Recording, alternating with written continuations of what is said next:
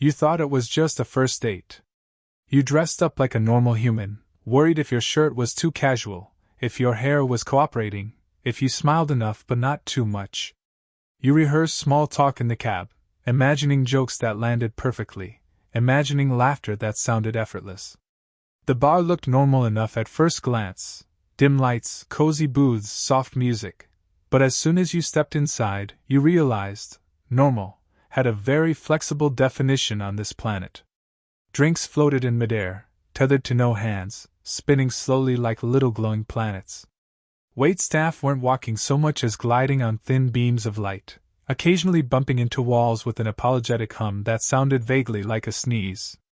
A hovering sign welcomed you by name, spelling it in letters that pulsed like a heartbeat, and your stomach did a little flip.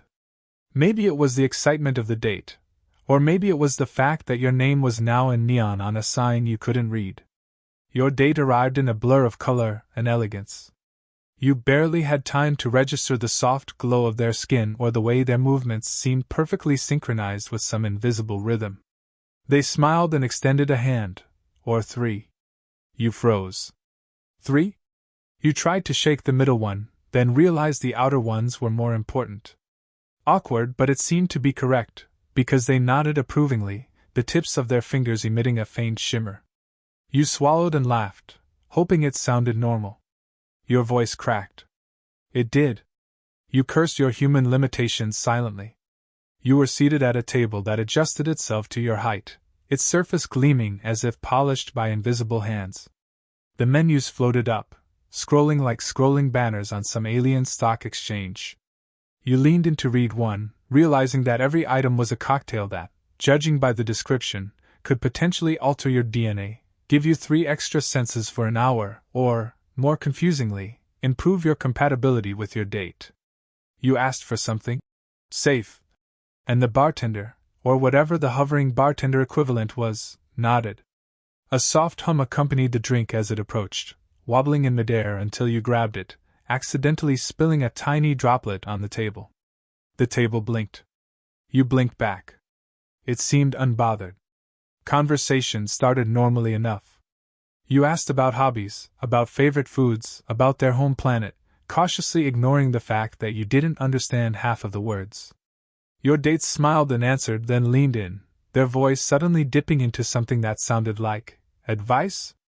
Or a warning? Humans tend to underestimate the importance of genetic compatibility in modern breeding contracts, they said casually, like you might mention the weather. You laughed nervously, hoping it was a joke, and reached for your drink. You were already halfway through when a small holographic tablet floated up between you, projecting a glowing alien script directly at your eyes. You squinted. Contract, it said in your language, in your voice almost like it knew how you would read it aloud. You blinked. What contract? You laughed, assuming this was part of some interactive date experience, some immersive thing to make humans feel important. You pressed the button that seemed the most obvious. You didn't read it. You pressed it. Lights flashed. A subtle vibration traveled through the table.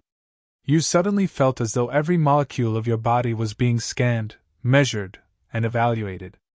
A beam of soft, warm light wrapped around you, traveling from your toes to the tips of your fingers. You flailed, trying to get out of the way, and your drink shot straight up, hovering in slow motion before splashing against the floor. Your date's expression didn't change. Instead, they nodded approvingly, murmuring something that sounded like a thank you, or a compliment, or perhaps a command. You were now very, very aware that you had somehow signed something. A contract, apparently. Breeding contract. You weren't sure what that meant. You weren't sure if anyone could explain it in layman terms. You tried to laugh it off, saying, I thought this was just a date. They smiled again, just a little wider, their eyes glowing faintly in amusement. Apparently, that was exactly what they expected you to say. The first test arrived as a tray, seemingly materialized out of thin air. Small, soft spheres floated along, emitting tiny pulses that corresponded to your heartbeat, or perhaps your nervousness. You weren't sure. You were instructed to place your hand over one. You did reluctantly. It warmed immediately, then emitted a quiet hum. You jerked your hand back, eyes wide. The sphere pulsed again, brighter. You tried to step away, but it floated after you, like a curious, glowing puppy. Relax, your date said, their voice soothing. You tried. Your human brain decided that the only correct response was to laugh, though it came out as a wheeze. You felt every part of yourself being evaluated, recorded, judged, not just by machines, but by eyes that somehow knew your soul. And somehow, despite your panic, your ingenuity, your charm, your awkward humor was exactly what the aliens were looking for. You could feel it. They were impressed. By the time dessert, or whatever equivalent of floating, glowing, shimmering sphere that tastes vaguely like a fruit you've never heard of is considered dessert, arrived, you were both exhausted and exhilarated. The scanning lights dimmed, the tablet floated away, and you realized you had survived the first official step of the contract, whatever that meant. You looked at your date, half scared, half thrilled. They winked. You realized that despite everything, despite being scanned, evaluated, signed into an intergalactic breeding program, and having no idea what was next, you were oddly excited for the next step. And maybe, just maybe, this was the beginning of something that wasn't just a first date, but something much, much more complicated, chaotic, and undeniably human. You were led, or rather, floated, into what was called the orientation chamber, though chamber felt like an understatement. It was more of a room designed to confuse, seduce, and evaluate humans in equal measure. The walls pulsed with soft light, displaying holographic patterns that shifted in sync with your heartbeat. Or maybe it was your panic. Your date hovered ahead, graceful, confident, and entirely unfazed by the chaos around them. They gestured at the equipment, which looked like a cross between a futuristic yoga studio and a medical lab from a dream you never wanted to have. "This is where you learn the essential protocols of breeding etiquette," they said, voice smooth as liquid silk. You swallowed hard, trying to laugh it off, but your nervousness made you sound like a squeaky toy. They didn't laugh. They just raised an eyebrow, which somehow felt like a challenge. A glowing panel projected instructions. You were supposed to bow at exactly 37 degrees, touch the sphere on the left, then the lever on the right, all while maintaining eye contact with your date. You tried. You really did. But your hand touched the lever first. Then the sphere shot out a soft, pulsing beam that made your hair stand on end. You yelped. Your date's 3 hands hovered near your face, each glowing slightly, and they murmured something that translated roughly to "interesting approach." You blinked. Was that praise? A warning? You had no idea, but you smiled anyway, because apparently humans had to adapt in real time to alien logic. Then came the first fertility test, though calling it a test felt like an understatement. A series of holographic tubes floated in a semicircle, each filled with glowing liquid, each softly humming. You were instructed to place your hands over them, align your breathing with the pulses, and project maximum passion energy, according to a monotone voice that sounded like it came from the ceiling. You hesitated, unsure what projecting passion even meant. Was it emotional? Physical? Something that humans hadn't invented yet? Your date tilted their heads slightly, lips twitching in amusement. You took a deep breath, flailed a little, and somehow managed to emit a pulse that lit up 3 of the tubes at once. The voice above applauded. You panicked. Did applause mean success? Or did it mean failure in a slightly different spectrum of alien logic? You tried to retreat to a corner, hoping to regroup, only to find the room had subtly shifted. Walls seemed to breathe, floors shifted, and every surface reflected you back in slightly exaggerated proportions. It was like being in a funhouse designed by people who understood human insecurity and decided to amplify it. Your date floated closer, gently nudging you toward the next step, a low, soft vibration guiding you to place your palms on a triangular console. You did so, accidentally pressing one of the panels, which sent a ripple of glowing energy across the floor. The holograms warped, forming suggestive patterns, and your face heated. Your date laughed softly, a sound like bells tinkling underwater, and said, "Do not worry. Most humans do that the first time." You realized you were both being tested and tutored simultaneously. Each challenge seemed stranger than the last. You were instructed to mimic certain intimate gestures: a hand over the heart, a gentle touch to the floating sphere, an eyebrow raise in tandem with a pulse of light.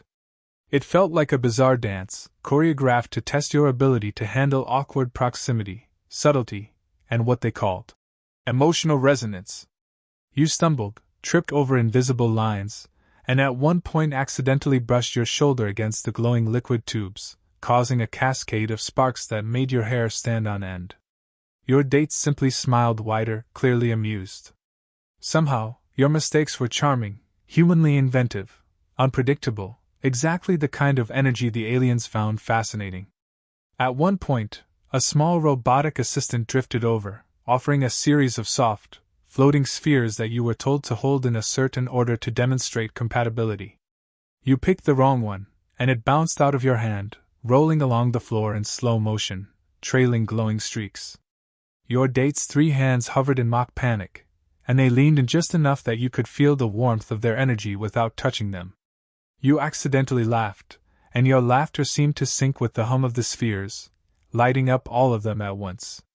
"Fascinating," your date whispered, a trace of admiration in their tone. You flushed, realizing that your human unpredictability was working in your favor. Somehow, the aliens were impressed. By the end of the orientation, you were sweating, exhilarated, and completely disoriented. Your muscles ached from awkward gestures, your mind was buzzing from flashing lights, and you had no idea what most of the holographic instructions meant. Yet somehow you had survived.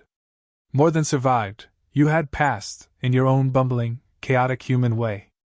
The alien looked at you, eyes glowing softly, a small smirk playing on their lips. "You are unusual," they said. "But promising." You realized that whatever a breeding contract meant, you had made it through the first stage, and possibly even made an impression. Somehow, amidst the tests, the glowing spheres, and your constant flailing, a bond was forming, awkward, electric, absurd, and entirely human. You left the orientation chamber feeling like a mixture of a hero, a fool, and a flirt.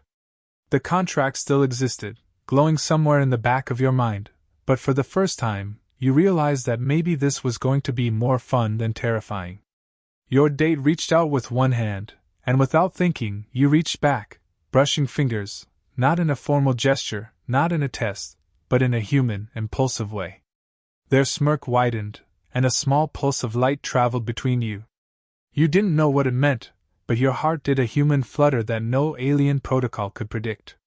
Somehow, amid chaos, protocols, and bizarre fertility tests, something like romance, something like curiosity and attraction, had begun. And the thought that you might have to continue this ridiculous contract didn't seem nearly as scary anymore. You thought surviving the orientation chamber was the hardest part, but reality hit like a gravity well the moment you realized the contract was still very much in effect. The alien smirk from earlier seemed to follow you everywhere, as if they knew every thought before you even had it. You were determined to escape, to somehow wiggle out of this absurd obligation, but every plan you concocted immediately collided with alien logic. You tried hiding in the observation lounge, pretending to admire floating holograms, but a subtle scan immediately detected your presence. "Curious," your date's voice said from behind, amused and patient, and suddenly you were the one being herded, floating unwillingly toward another test. Your first escape attempt involved a ventilation shaft, or what looked like one. You squeezed in, thinking like a human, imagining yourself crawling through ducts, only to discover that the shafts were actually a network of soft, glowing tubes that tracked every pulse and heartbeat. Your presence set off alarms that emitted a low, humming giggle-like sound. You froze. Your date appeared at the exit, effortlessly gliding through a wall as if it were air. "Trying to improvise," they said, their tone teasing. You swallowed, realizing improvisation in human terms was exactly what alien protocols were designed to evaluate. Your failure to escape was, apparently, a mark of distinction. Next came your attempts to subvert the tests. You tried, accidentally, activating a device that projected holographic kittens to distract the system. Instead, you inadvertently summoned a full-scale holographic garden, complete with alien flora that vibrated suggestively whenever you stepped near. Your date laughed softly, amused and clearly impressed by your chaotic creativity. Each failure doubled as an unintended success, highlighting the strange synergy between human unpredictability and alien rigidity. You began to notice a pattern. The more flustered you became, the more favorable your results appeared. Somehow, panic was charm. At one point, a test required you to align glowing rods in a specific pattern, representing genetic resonance. You didn't know what that meant, and the rods kept shifting, sometimes floating away entirely. In frustration, you stacked them haphazardly, creating a sculpture that looked nothing like the instructions. The holographic interface erupted in flashing lights and confused signals, and your date hovered closer, eyes sparkling. Inventive, they said simply, and the vibration between you sparked a subtle, inexplicable energy. You realized that your incompetence was becoming a kind of performance art, a ridiculous human improvisation that the aliens found endearing and erotic in its own strange way. Romance crept into the chaos. Every time you tried to escape or fail, your date leaned in just enough that their energy brushed against yours. You felt warmth, tingling pulses, small shocks of intimacy that were entirely accidental, entirely awkward, and entirely human. You stumbled over cables, instruments, and hovering spheres, but each flail brought you closer to physical proximity that was otherwise carefully orchestrated by alien protocol.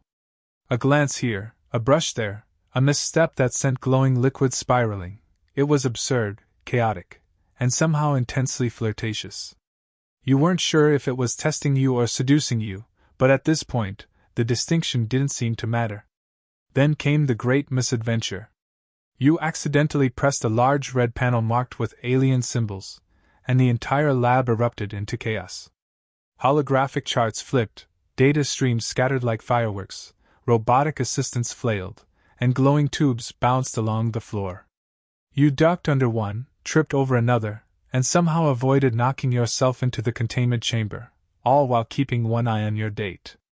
They floated calmly, hands hovering, clearly entertained, while you became a whirlwind of human clumsiness.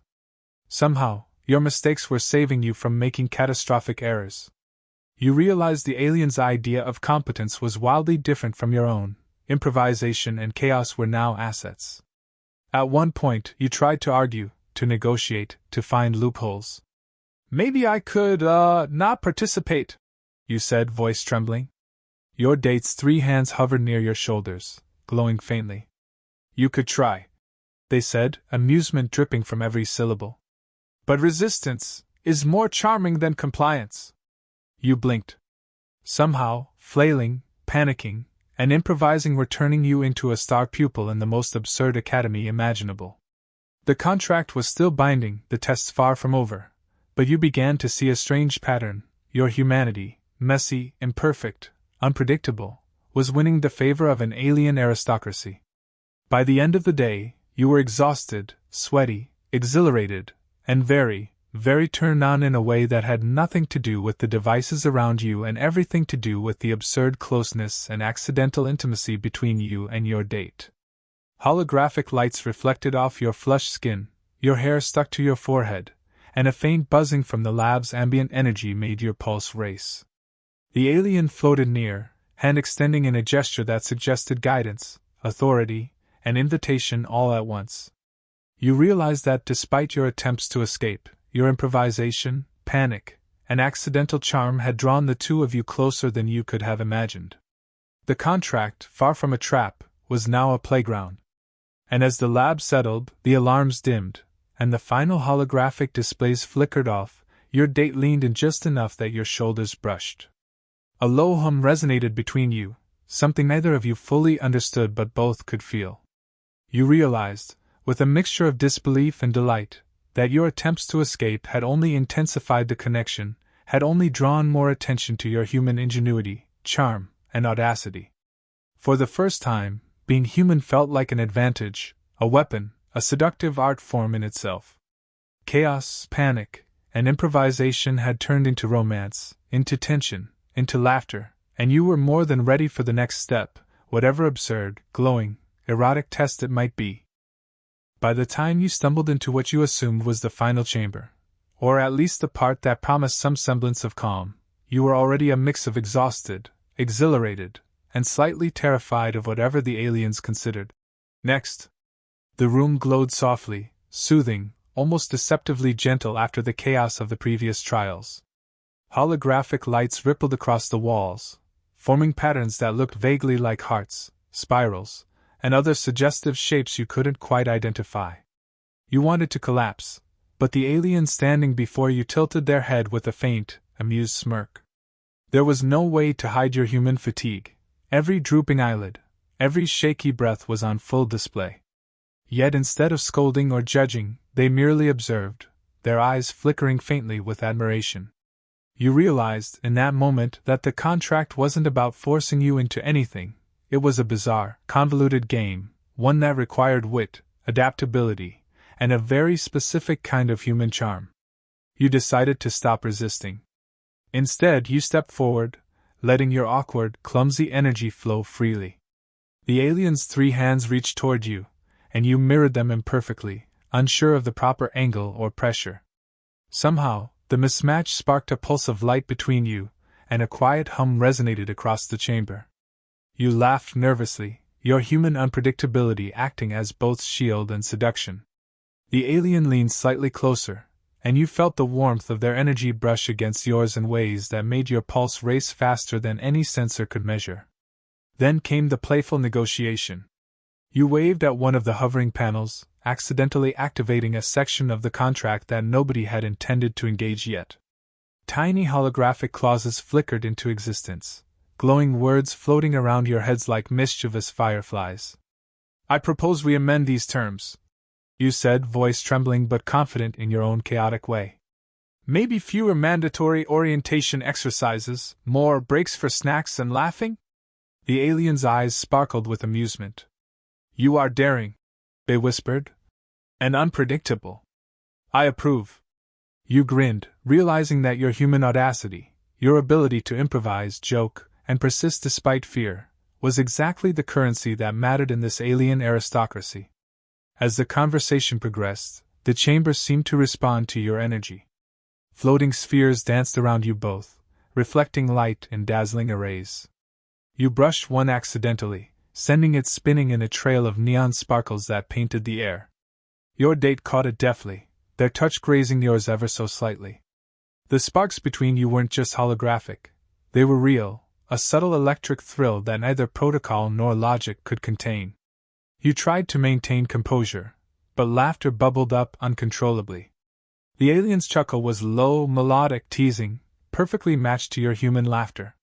Somehow, amid floating lights, glowing text, and the lingering absurdity of the contract, intimacy was forming, unplanned but undeniable. A final test, or what you assumed was the final test, arrived in the form of a hovering cylinder filled with soft, pulsating lights. Instructions projected themselves in a spiral, instructing you to place your hands together with the alien, to synchronize breathing, and to allow emotional resonance to peak. You froze at first, then, remembering everything from the orientation and the chaos, you stepped forward. Your palms met the glowing energy of their hands, not perfectly, not according to protocol, but humanly. The cylinder pulsed, lights swirling faster, then settling into a warm glow. You had no idea what exactly you had accomplished, but the hum of the room suggested success, satisfaction, and possibly something far more intimate than any official test required. With the final pulse, the chamber dimmed to soft ambient light. Floating holographic text collapsed into neat, glowing symbols that seemed almost celebratory. The alien looked at you, tilting their head with a mixture of amusement and something softer, something human recognizable. "You are entirely unconventional," they said, voice low, teasing, affectionate. "Yet effective. Your human qualities, chaos, improvisation, humor, have made this more enjoyable than expected." You laughed, brushing a stray glowing filament of energy from your shoulder. "I think we're going to be very good at this contract thing," you said, winking in your own awkward human way. Your date's smile widened, a gentle vibration running between you. You realized that for all the absurdity, all the awkward gestures and tests, there was genuine connection. You floated together, hands occasionally brushing, bodies close enough that every movement sparked light across the room. The floating text of the contract shimmered one last time, now appearing less like a mandate and more like a playful set of guidelines, rewritten by your shared chaos. You realized the absurdity hadn't been removed, but embraced. The rules had become a game, the test a dance, and the chaos a form of intimacy. You laughed at yourself, at the ridiculousness of the situation, at how human ingenuity and charm had not only survived in alien aristocracy's breeding protocols but had actually thrived, creating something more electric, romantic, and absurdly pleasurable than any normal first date could ever hope to be. As you drifted toward the exit, still flanked by holographic hearts and swirling neon spirals, your date whispered something that made you pause. "Next time," they said, "perhaps you'll teach me more about human unpredictability." You grinned, realizing the contract wasn't a trap. It was a stage, a playground, a bizarre opportunity for romance and chaos where your human heart, wit, and awkwardness were the most powerful tools imaginable. You walked, or floated, out, hand brushing theirs one last time, knowing that whatever intergalactic protocols awaited, whatever glowing tests and absurd procedures were next, you were ready. And somehow, ridiculously, gloriously, wildly, that thought made your chest flutter with excitement, laughter, and a thrill entirely, unapologetically human.